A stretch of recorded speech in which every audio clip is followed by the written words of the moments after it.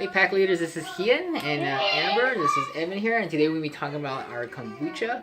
And today we got some kombucha. So we got some pizzas here from Little Caesars as a gift for babysitting some kids for Valentine's Day for our friends.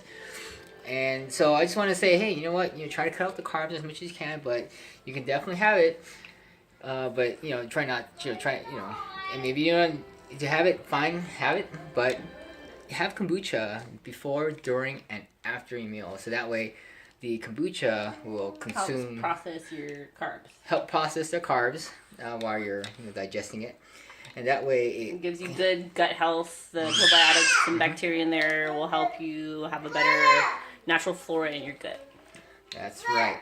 And so with that, it'll definitely let you detox a lot better too. So that's all we have for now. Thanks, guys, and just keep eating what you're eating in moderation, of course. Cut out as much as you can, but occasionally, if it comes along, there's no wrong way of doing things. Just go ahead and enjoy it, but just always have kombucha with it. Even if you have ice cream or cake or whatever bring some kombucha, and just drink it before and after that dessert. All right, thank you, and you have a good one. See you guys.